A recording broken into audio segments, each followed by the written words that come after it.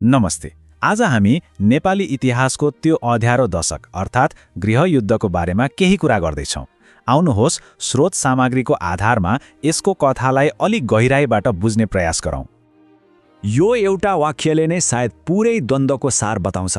कथा बम र बन्दुकबाट होइन, बरु टुटेका आशाहरू र गहिरो निराशाबाट सुरु भएको थियो।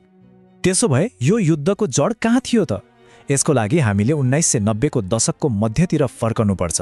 त्यो समय जब एउटा ठूलो आशा निराशामा परिणत हुँदै थियो।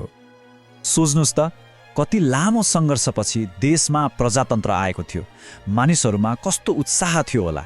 एउटा नयाँ बिहानीको, एउटा परिवर्तनको तीव्र प्रतीक्षा थियो। तर विडम्बना के भयो भने राजधानीमा सरकारहरू त फेरिए, तर गाउँघरमा त्यहाँ त केही पनि बदलिएन। स्वास्थ्य चौकीहरू रित्ते थिए, स्कुलहरूमा शिक्षक थिएनन्, अनि अफसरको त कुरै छोडौँ। खास गरी रोल्पा, रुकुम जस्ता दुर्गम ठाउँहरूमा त राज्यको अनुहार पुरै फरक थियो। त्यहाँ राज्य संरक्षक जस्तो होइन, बरु एक शिकारी जस्तो देखियो। विकासको सट्टा मानिसहरूले दमन, झुटो आरोप र अपमान मात्र पाए। अब यस्तो निराशा र दमनको माहौलमा के हुन्छ त? स्वाभाविक रूपमा यसले एउटा कट्टरपन्थी आन्दोलनको लागि मलजल गर्यो। अनि भयो त्यही। सन् 1996 मा माओवादीले जनयुद्धको घोषणा गर्यो। तर सुरुमा यो कुनै ठूलो लडाईँ थिएन है। यो त चुपचाप पर्सा बाँड्दै र गाउँ गाउँमा गोप्य बैठकहरू गर्दै सुरु भएको थियो। उनीहरूको नारा निकै शक्तिशाली थियो। जो पछाडि परेका थिए, जोसँग जमिन थिएन, उनीहरूलाई एउटा शक्तिशाली सपना देखाइयो र भनियो यो सपना पूरा गर्न हिंसा बाहेक अरू विकल्प छैन। धेरैका लागि यो गहिरो निराशा बीच एउटा आशाको किरण जस्तो थियो।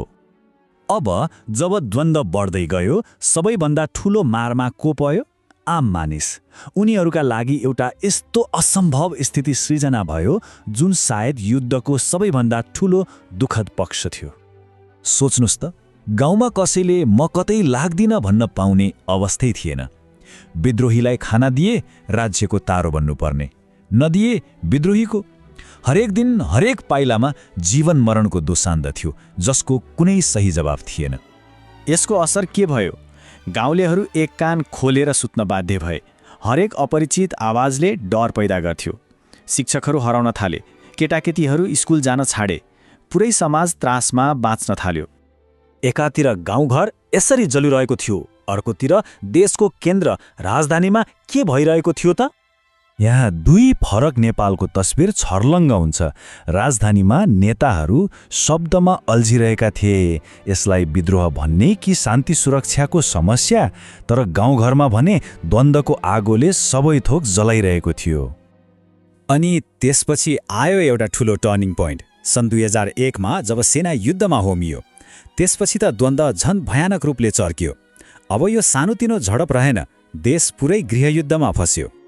र यो चर्किएको द्वन्द्वको मूल्य 17,000 जीवन। यो केवल एउटा नम्बर होइन, यो त हजारौं परिवारको कहिल्यै नपुरिने घाउ हो, जसका धेरै जसो पीडितहरू गुमनाम गाउँलेहरू थिए। अब युद्धको अन्तिम वर्षहरूतिर आइपुग्दा यसले विद्रोहीलाई मात्र होइन, पुरै नेपाली समाजको बनोट नै बदलिदियो।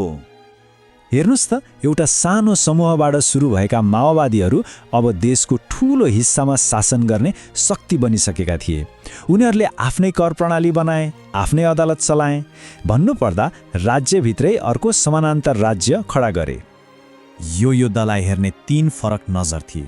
सरकारका लागि यो आतंकवाद थियो, विद्रोहीहरूका लागि यो क्रान्ति थियो, तर आम मानिसका लागि, उनीहरूका लागि यो केवल ज्यान जोगाउने सङ्घर्ष थियो।